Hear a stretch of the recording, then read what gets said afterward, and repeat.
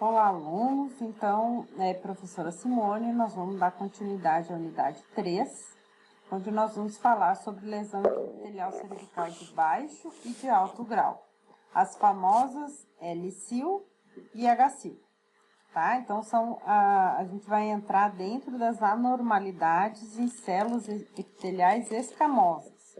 Então, aqui nós vamos focar exclusivamente em células escamosas, da epitocélulas, tá? Então, fazendo um paralelo aqui, a primeira classificação que existiu dos laudos citológicos, em 1943, foi a classificação de Papanicolau. Então, naquela época, os laudos, eles eram pouco descritivos, e eles eram classificados, o diagnóstico era dado como classe 1, classe 2, classe 3, classe 4 e classe 5. Onde classe 1 seria o processo normal, sem nenhum tipo de alteração. Classe 2 seria processo inflamatório. Classe 3 era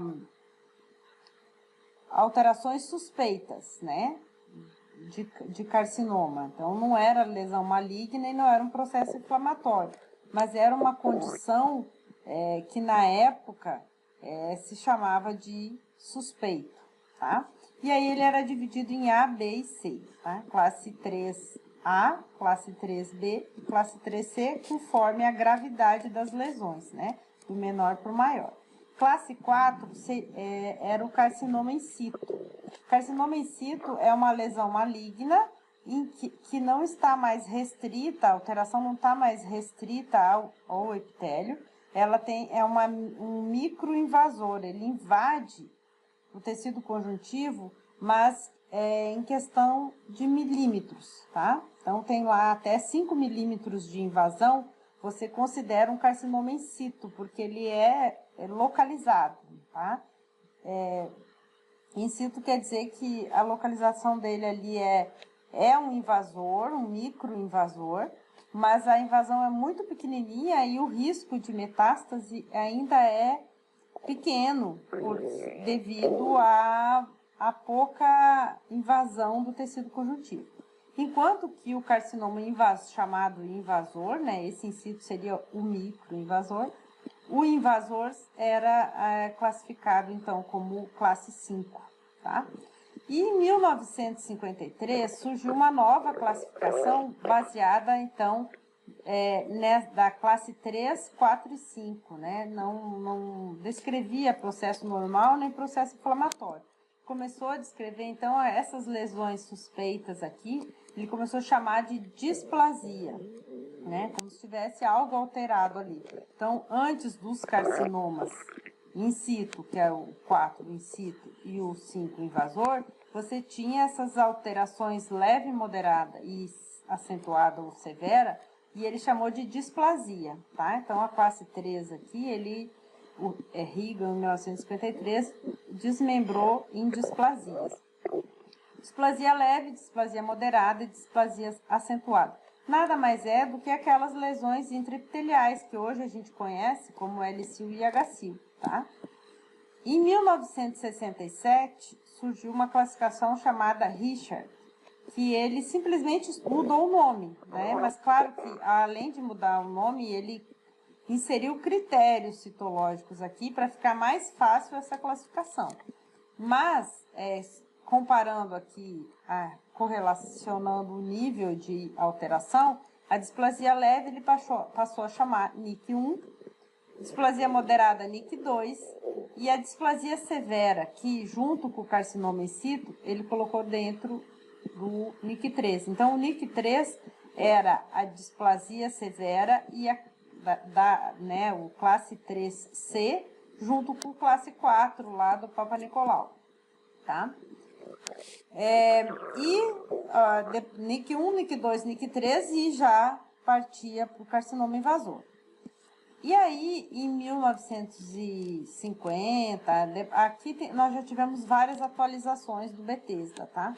Então, ela surgiu em 1950, 50 não, 80, não está para enxergar aqui, mas 80, 90, que ela surgiu.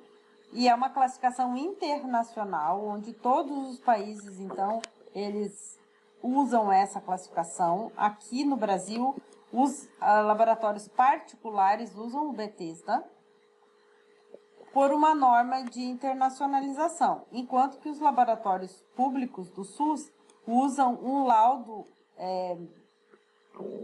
uma classificação brasileira de laudos citológicos.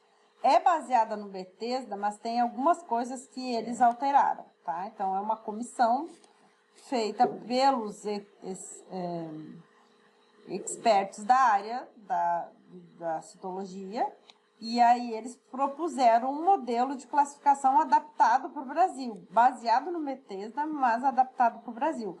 Isso para o Sistema Único de Saúde. Então, o Sistema Único de Saúde usa essa classificação brasileira, enquanto que os laboratórios particulares, a maioria deles opta por liberar os laudos na classificação internacional de Bethesda, tá?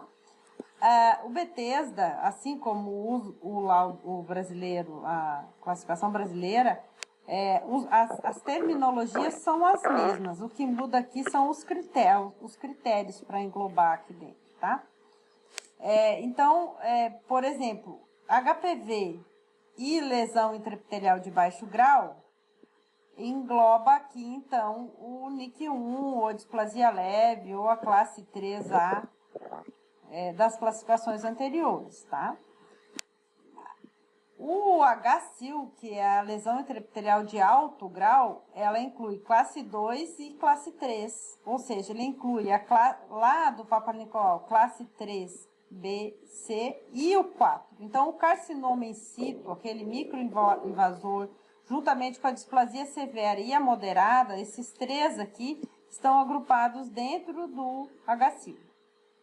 E depois o carcinoma invasor. Então, simplificou. Nós temos o processo normal, processo inflamatório, lesão intraepitelial de baixo grau, lesão intraepitelial de alto grau, que inclui o carcinoma in situ, e o carcinoma invasor, tá? Então, o que nós vamos ver agora aqui na aula de hoje é o LCIL e o HCIL, e na semana que vem a gente vai falar um pouco sobre o carcinoma invasor, tá?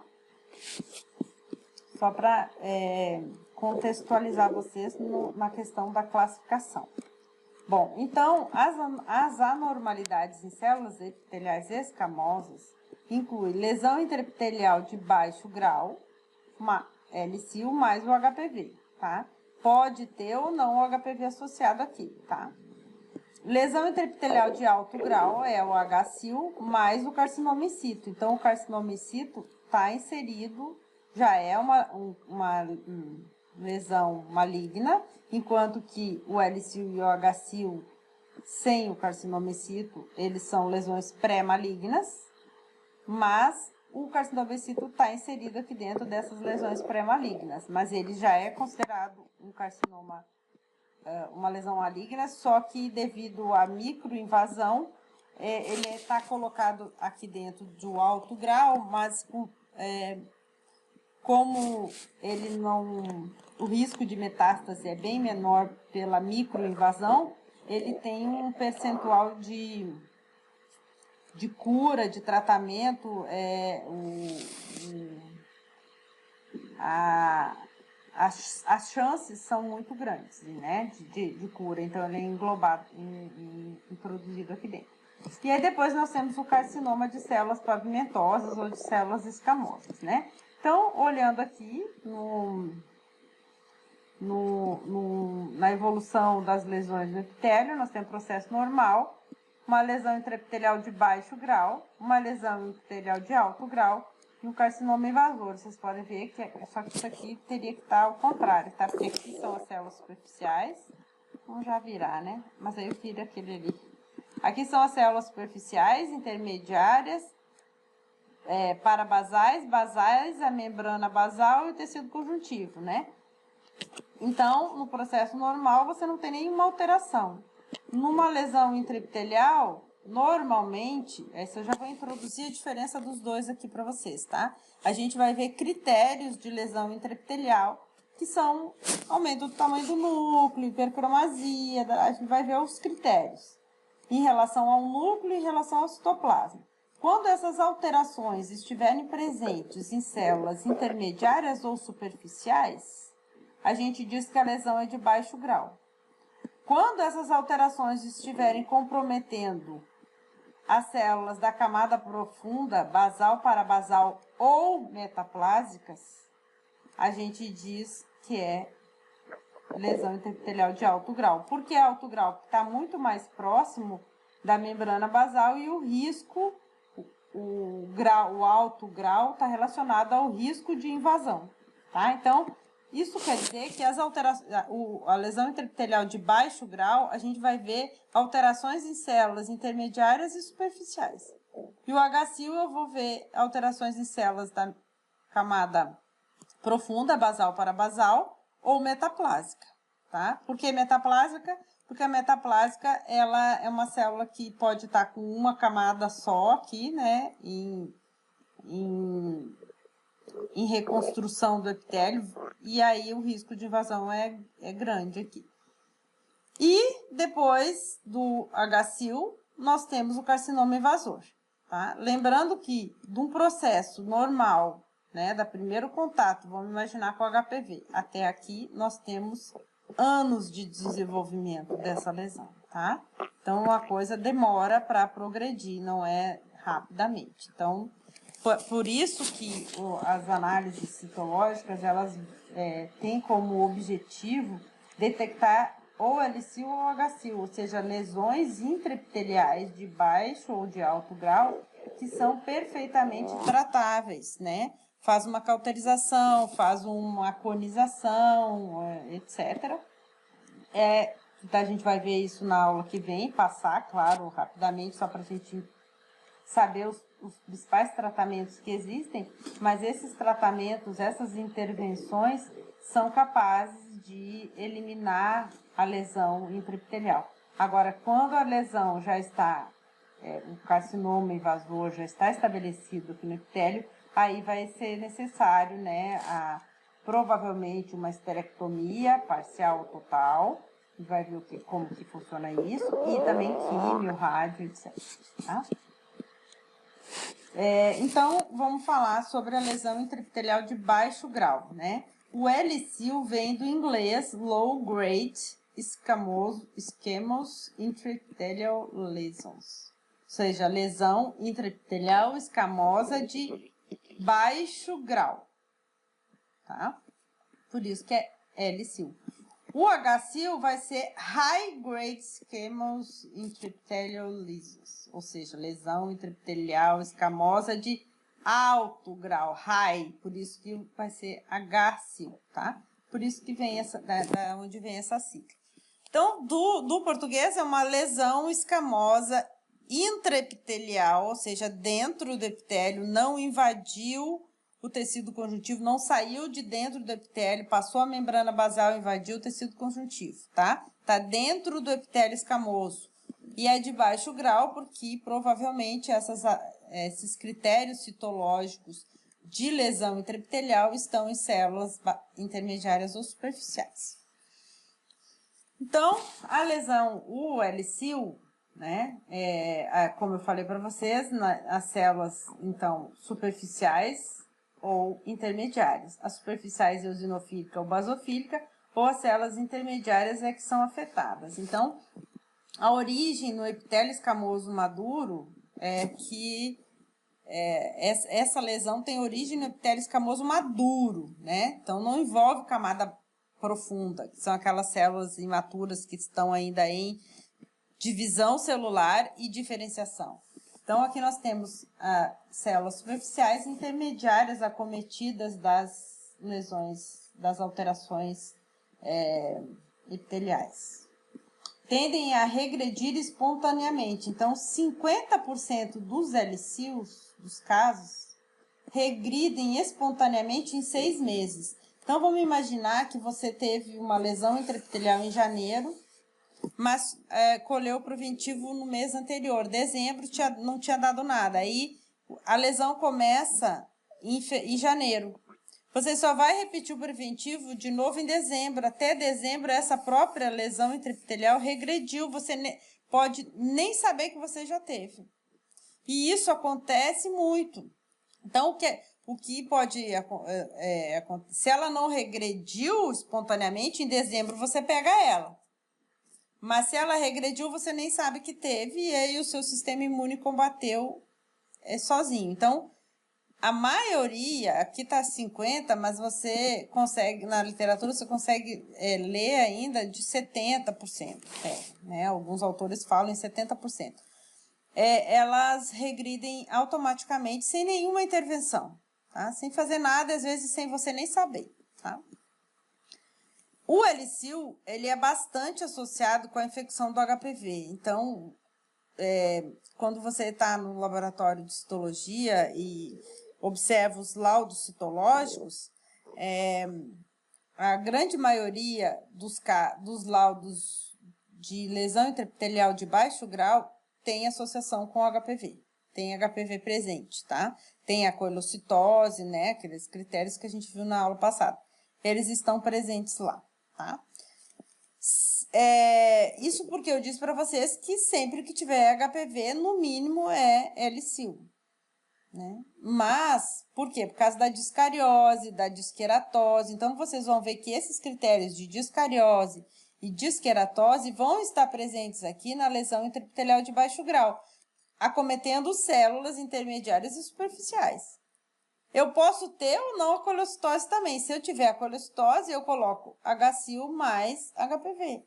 Se eu não tiver coelocitose, é só HCil. Pode ser HPV? Pode. O que pode estar acontecendo é que o HPV ali não está naquele momento de replicação no qual a sua forma epissomal começa a se replicar lá no núcleo e cria aquele espaço claro em torno do núcleo, né? Que é o que a gente visualiza na coloração de Papa Nicolau como o coilócito, ok? Então, na maioria das vezes que existe um laudo de Helicil, o médico pede genotipagem ou pesquisa de HPV, tá? Claro que isso vai depender, né, se você está fazendo o rastreio pelo SUS ou fazendo pelo particular, né? É mais reprodutível que esse ascos eu não falei para vocês, então vamos pular, não falei para vocês porque isso é uma questão mais para pós, né, de citologia. Então, vamos deixar. Então, o efeito citopático compatível com a presença do HPV que nós vimos na aula passada é a presença do coilócito, tá? Que é essa célula aqui. Então, normalmente intermediário ou superficial, né? Pode ter um ou mais núcleos, com esse halo claro em torno do núcleo, tá? Aqui, ó, binucleação, né? Olha o coilócito bem bonito aqui. Ele joga o citoplasma para a periferia. Você vê essa região mais densa do citoplasma aqui, o citoplasma, né? O vacúolo, a delimitação do vacúolo é bem definida. Você vê um contorno bem bonitinho, onde termina o vacúolo. Depois dele é o citoplasma que foi empurrado para a periferia, né? Olha aqui, ó, células em sarampo, indicando o início de uma queratinização, porque nós sabemos que, ó, lá já tem células queratinizadas. Nós sabemos que o HPV e a própria lesão intraepitelial de baixo grau está associada à discariose, alterações no núcleo, aumento do tamanho, aumento do número de núcleo e hipercromasia. Além disso, nós temos também a disqueratose, ou seja, a presença de ceratinização nessas células. Lembrando que o normal é que o epitélio escamoso seja não queratinizante, né? O normal é essas células não produzirem queratina, mas em resposta a uma agressão crônica, a presença do vírus na célula, o epitélio começa a produzir queratina como um mecanismo de defesa. Então, os coilócitos, como nós vimos, são células escamosas intermediárias ou superficiais, tá? Que apresentam núcleos volumosos, hipercromáticos. Aqui, além de intermediárias e superficiais, a gente pode colocar e metaplásicas, ok? Que apresentam núcleos, só que daí, se for metaplásica, não vai ser helicil, tá? Mas aqui nós estamos dando o conceito de coilócito. Se a coilocitose estiver presente em intermediário e superficial, vai ser helicil, tá? Se forem células metaplásicas, já vai ser HCil, tá? Mas não existe coilocitose em células da camada profunda, tá? Basal e parabasal, por quê? Porque é aquelas células em que o vírus infecta logo no início da infecção, né? Ele entra naquela porta de entrada e entra no citoplasma e depois no núcleo dessas células. Então, à medida que essas células vão se diferenciando, até que o vírus comece a se replicar, essas células já se transformam numa intermediária. Então, é muito difícil, é impossível, não existe coilocitose em células da camada profunda, porque o vírus, quando começa a se replicar, essas células já é uma célula intermediária ou superficial. Então, os núcleos encontram-se circundados por uma zona clara ou halo, a qual apresenta tamanhos variados. Tá? O citoplasma tende a ir para a periferia, ser jogado mais para o canto, por um dos lados, não fica tão central na célula.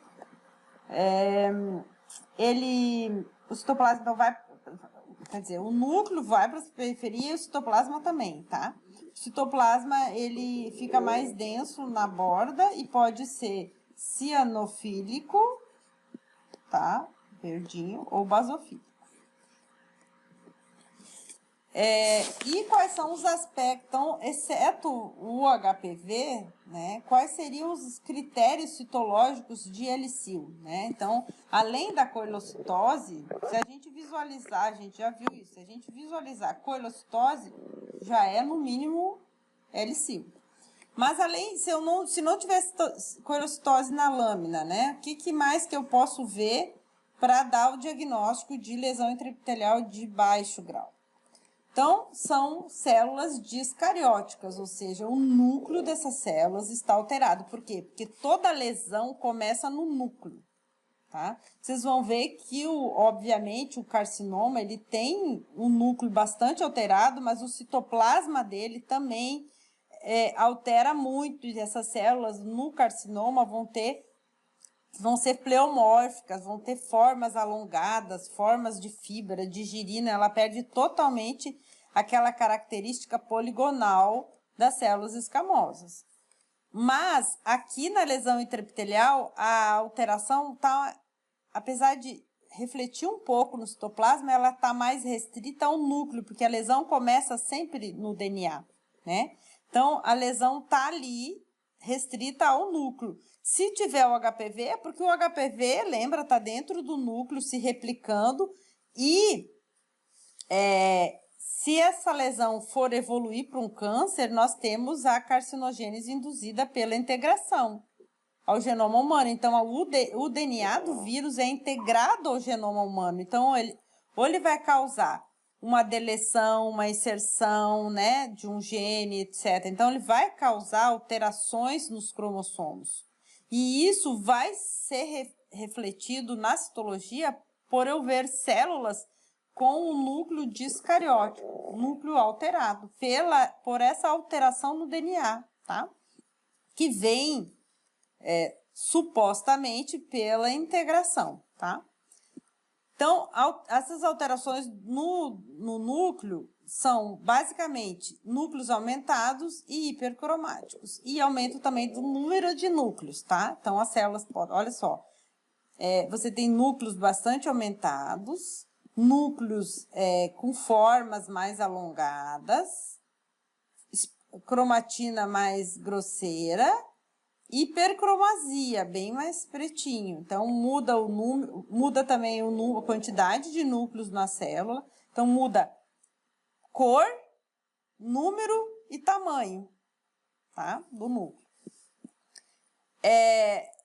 Essa discariose, ela se dá pelo aumento da relação núcleo-citoplasma. Então, em relação ao citoplasma, o núcleo está muito grande. Então, você tem um aumento de 3 vezes ou mais o tamanho do núcleo. Então, por quê? Porque se eu tiver aumento de 2 vezes o tamanho do núcleo e essa hipercromasia não tiver tão acentuada, não tiver coelocitose, isso fala mais a favor de um processo inflamatório. Agora, quando esse aumento do tamanho do núcleo tiver 3 vezes ou mais aumentado em relação ao seu tamanho normal previsto, que seria 2 leucócitos, né? Um leucócito e meio, aí você tem um dos critérios de lesão intraepitelial. Você pode ter outro critério, bi e multinucleação. Então, além do aumento do tamanho e da intensidade da cor, você pode ter mais de um núcleo, tá?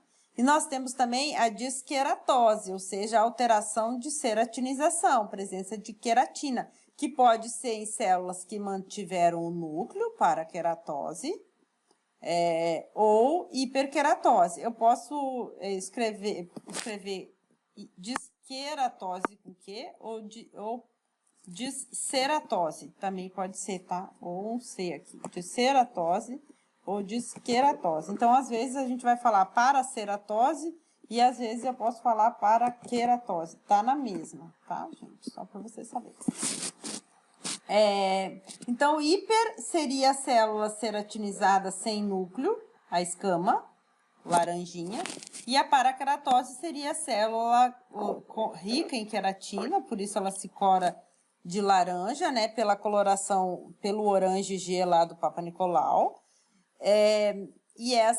porque é muita proteína, né, e aí essa queratina, ela se cora de laranja e quando a célula mantém o núcleo, ela é chamada de paraqueratose. Se ela não tiver núcleo, hiper. Então, o conjunto, a associação dessas duas alterações aqui, chama de ceratose. Diz alterações na ceratinização das células, tá? E todos esses critérios, tanto de discariose, disqueratose ou a coelocitose, vão estar presentes em célula superficial e intermediária. Então, isso é LCIL, tá? Simples e fácil, os critérios citológicos de lesão intraepitelial, discariose ou disqueratose. O que é discariose? Aumento do tamanho do núcleo, mais de 3 vezes, hipercromasia e aumento bi ou multinucleação. Disqueratose, o que é? Disqueratose é alteração na ceratinização. Eu posso ter paraqueratose, uma célula alaranjada, rica em queratina, com núcleo, ou uma hiperqueratose, que é a célula sem o núcleo, mas ceratinizada, né? Se cora de laranja. E eu posso ter também a coelocitose. Todas essas alterações aqui vão estar presentes em células intermediárias ou superficial, tá? Aí nós estaremos falando de lesão intraepitelial de baixo grau. Então, aqui inclui é a mesma coisa que eu falei, né? Só que uma descrição mais detalhada do LCIL. Então, as lesões ocorrem em células epiteliais maduras, nós já vimos quem são, intermediária e superficial. Dentre as características citológicas, observam-se células de citoplasma com contorno bem definido, abundantes, isoladas ou em lâminas, com aumento nuclear de maior ou igual a 3 vezes o núcleo, então, aumento da relação núcleo-citoplasma, de uma célula intermediária normal ou de um polimorfo nuclear, né?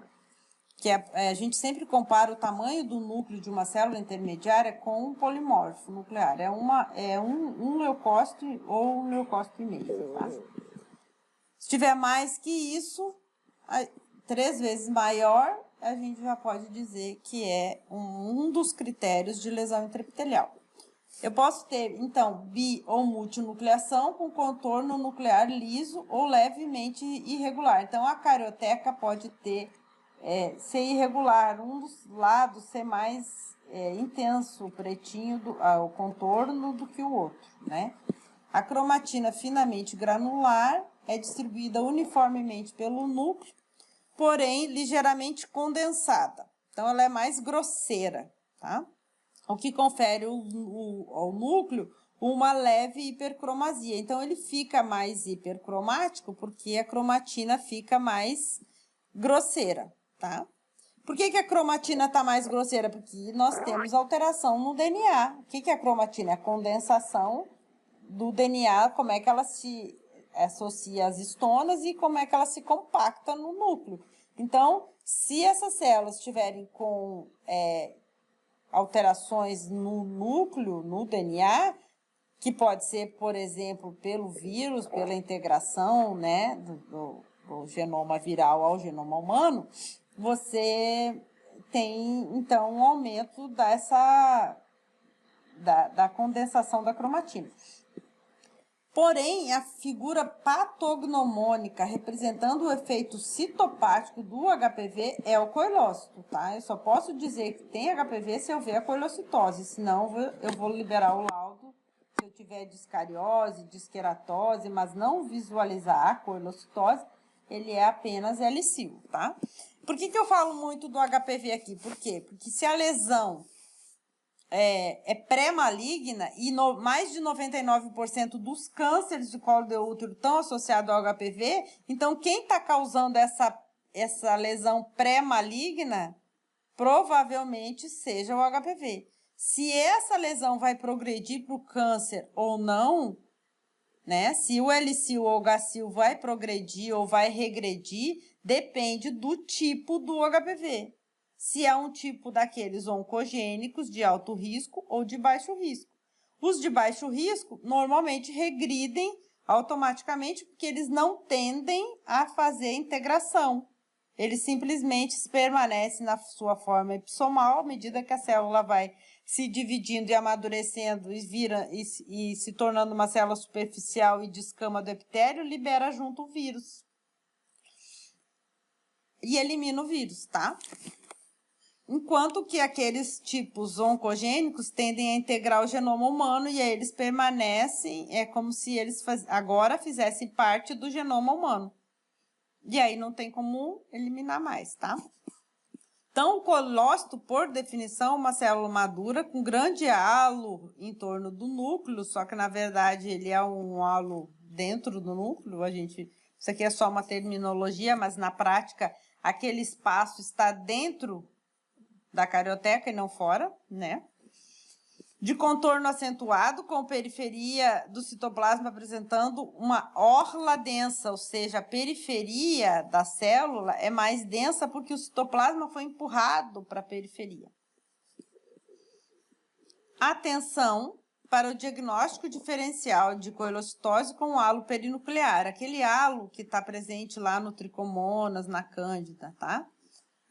Então, só que na prática é bem diferente. Por quê? Porque o halo perinuclear ele é bem definidinho, bem pequenininho em torno do núcleo, bem simétrico. Enquanto que a coilocitose, o halo é muito maior, o contorno, apesar de ser bem definido, ele é irregular e empurra o citoplasma para a periferia e tem essa orla mais densa de citoplasma na periferia da célula. Então, isso é bem característico do coilócito, olha, o citoplasma fica mais para cá. Você vê o contorno bem definido, apesar de ser irregular, né, tortinho, mas é bem definido, enquanto que o halo perinuclear, ele é bem pouquinho e bem simétrico em torno aqui, e não muda o citoplasma da célula. Quer dizer, essa aqui não tem halo, né, só estou desenhando aqui para vocês verem. Isso aqui é coilócito, então, outro coilócito, outro coilócito, outro coilócito aqui, tá? Aqui parece um halo perinuclear, ó, bem retinho, não influi no citoplasma, bem simétrico, tá? Que é um critério de processo inflamatório, normalmente pode ser cândida ou a tricomonas. Ó, binucleação, hipercromasia, aumento do tamanho do núcleo, disqueratose aqui, paraqueratose, né, que é a alteração da ceratinização. Então, eu tenho todos os critérios de lesão intraepitelial de baixo grau. E as células afetadas são células intermediárias. Então, são células maduras. Então, por isso eu falo que é L-sil, tá?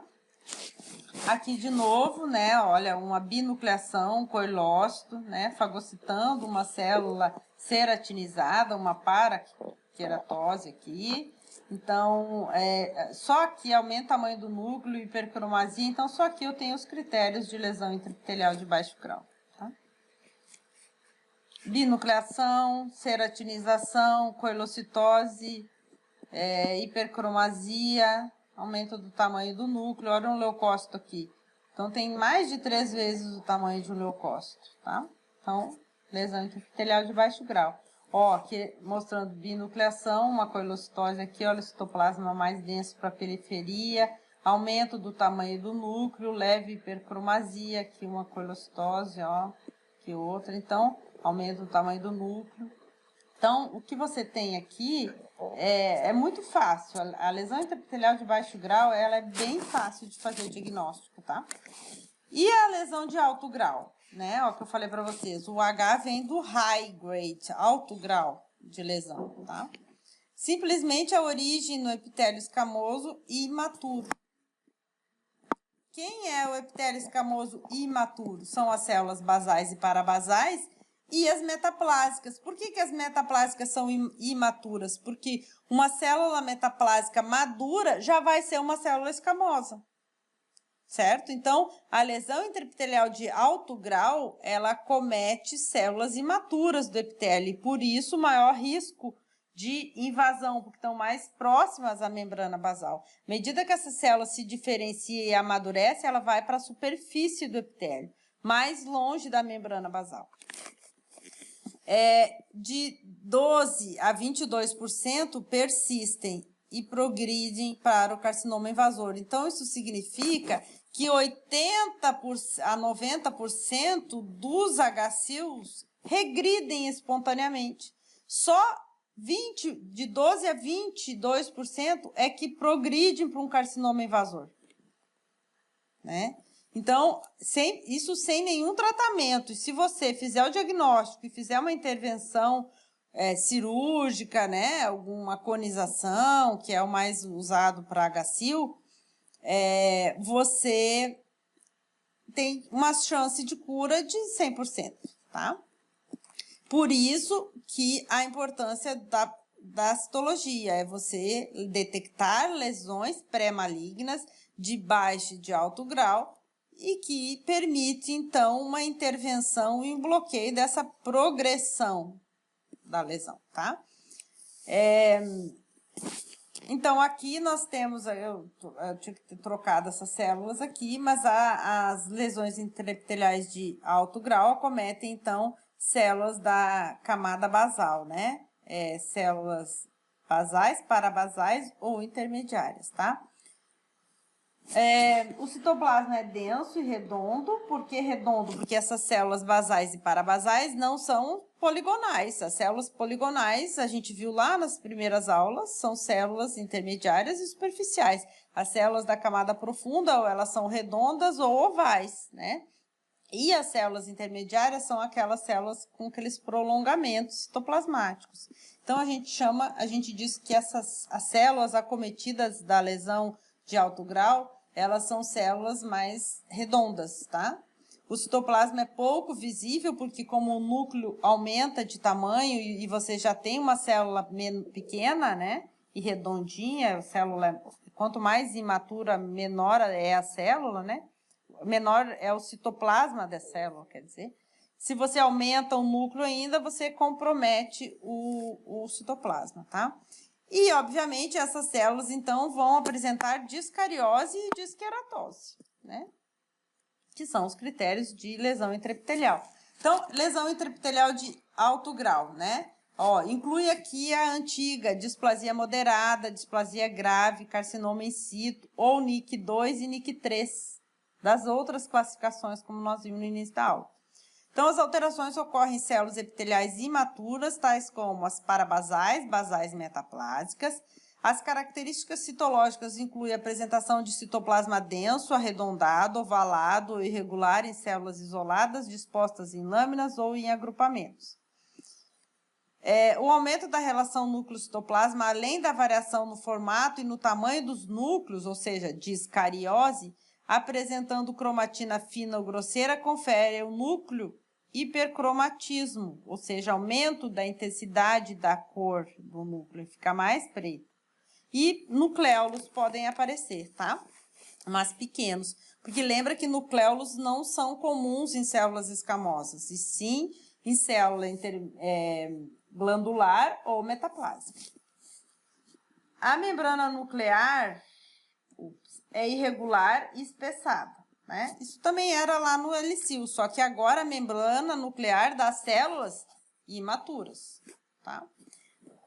O carcinoma in situ aparece uma característica muito específica que chama fila indiana. Vou mostrar para vocês já nos slides, tá? Mas quando aparecer a fila indiana, já estamos falando de carcinoma in situ. É uma lesão um pouquinho mais avançada do que lesão intraepitelial, ela já é microinvasor, mas está aqui pelo Bethesda agrupado dentro de uma lesão intraepitelial de alto grau. Diagnóstico diferencial do HSIL com células endocervicais degeneradas, porque tem núcleos nus com anisocitose, além de hipercromasia em células de reserva. Tá?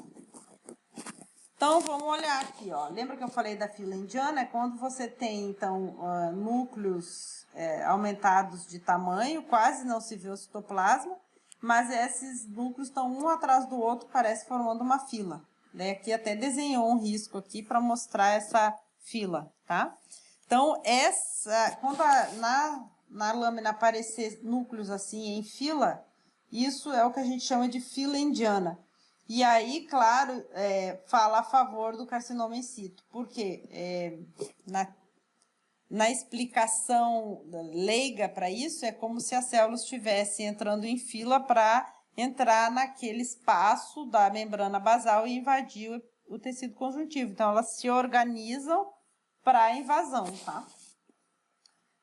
Mas isso é, assim, só uma explicação bem leiga para a gente fixar o conteúdo, tá? Então, olha só, células imaturas, porque células mais arredondadas, né, da camada basal, né, provavelmente células parabasais, um núcleo aumentado de tamanho, bem hipercromático, até essa célula já tem núcleo grande, mas aqui está bem grande mesmo, hipercromasia, binucleação, ou seja, discariose. Né? Binucleação com hipercromasia, aumento do tamanho do núcleo. Só que essa discariose está acometendo células imaturas. Temos uma disqueratose aqui, uma paraqueratose. Então, critérios de lesão intraepitelial em células imaturas é lesão intraepitelial de alto grau.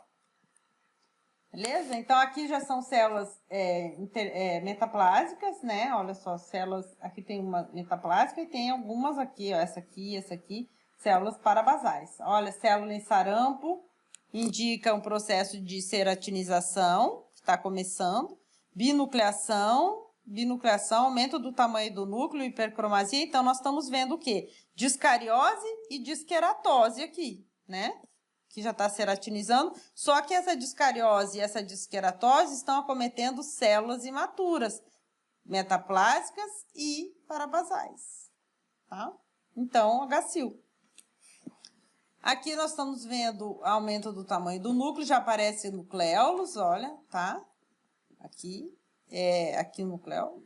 Só que eu já pouco vejo de citoplasma aqui, ó, nessas células, mas são células arredondadas, né, provavelmente células parabasais, que estão com discariose, né, então já não é um processo inflamatório isso aqui é uma lesão intraepitelial de alto grau. Mesma coisa aqui, né, ó, células mais arredondadas, tá, pouco citoplasma porque o núcleo aumentou de tamanho, olha a membrana do núcleo irregular, aqui mais escurinha que aqui. Hipercromasia, tá?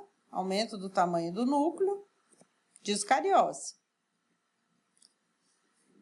Mesma coisa. Ok? Então, essa é simples. A diferença, então, entre L-sil e H-sil é que a discariose e a disqueratose pode estar presente em células maduras ou imaturas. Quando imaduras, intermediária superficial, L-sil. E quando em células imaturas, que são basais, parabasais e metaplásicas, se essas alterações estiverem acometendo esse tipo de célula, já é uma lesão de alto grau. E aí, juntamente com isso, nós podemos ter a coelocitose. Aí eu classifico como L-sil.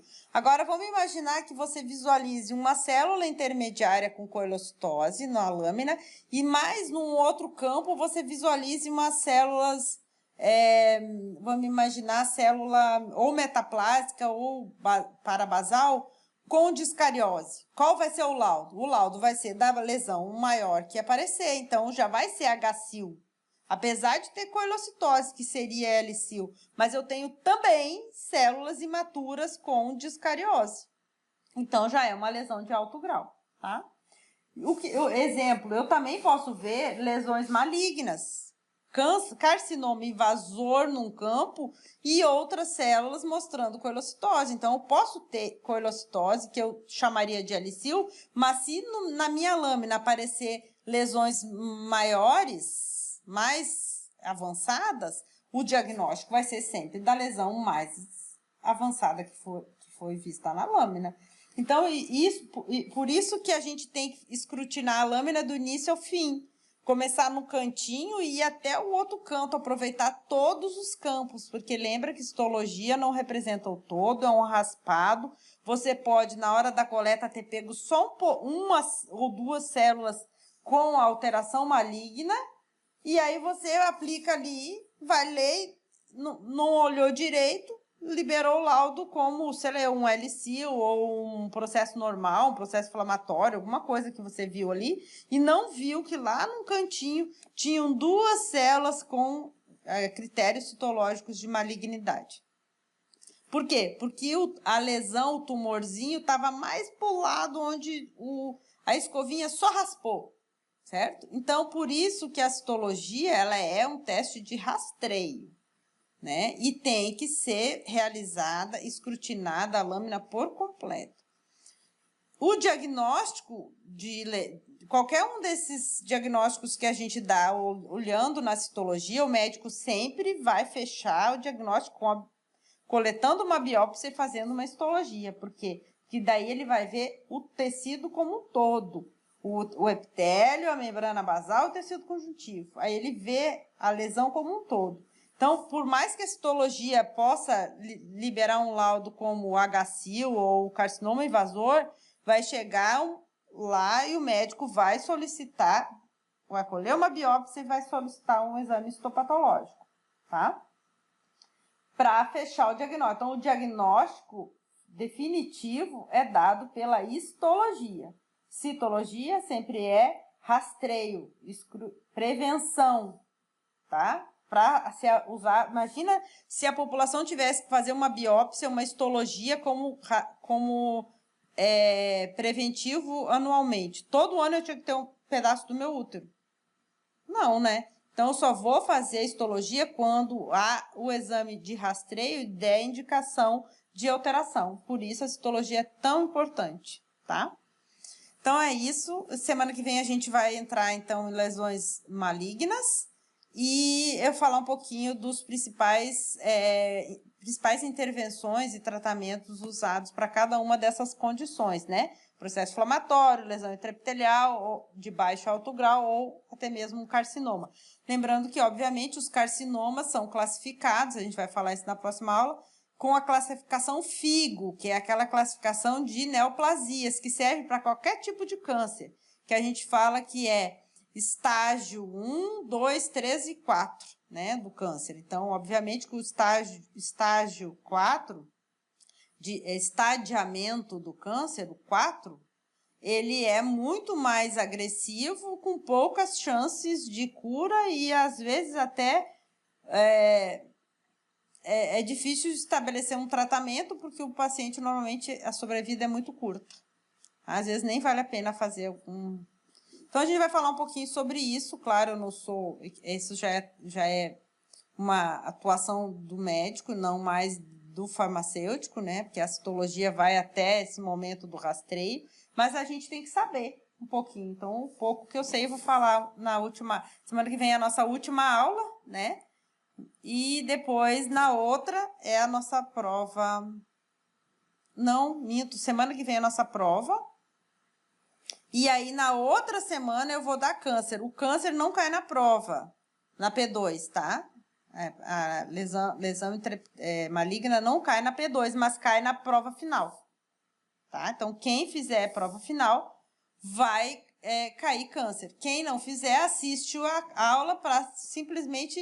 É uma aula curta, rápida, mas é importante que vocês assistam, mesmo tendo passado na disciplina. Por quê? Para vocês terem esse conhecimento, essa noção, né? Não adianta a gente aprender só até aqui e não finalizar o estudo da citologia, até para a gente saber para a nossa vida, tá? Então, eu gostaria que essa disciplina servisse para vocês como uma disciplina... Claro, vocês não vão sair dando laudo, porque para isso vocês teriam que fazer uma especialização em citologia clínica.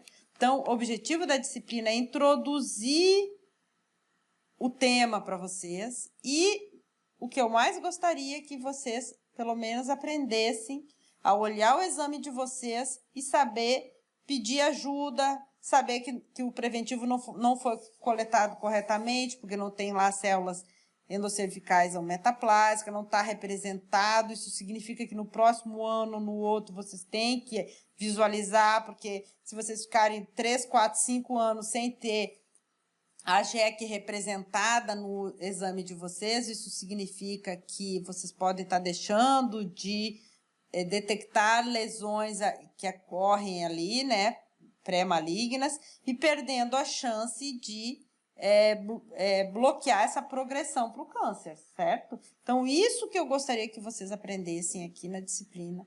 Aprendessem a ter um pouco mais de cuidado com a região íntima, né? Tanto as meninas quanto os meninos também. Então, a gente falou das vaginoses, né? Da relação do pH ali e tal. Então, é isso que eu gostaria que essa disciplina trouxesse para vocês. Citologia é fácil, vocês viram. Quem gostou da área pode buscar uma pós para trabalhar nessa área.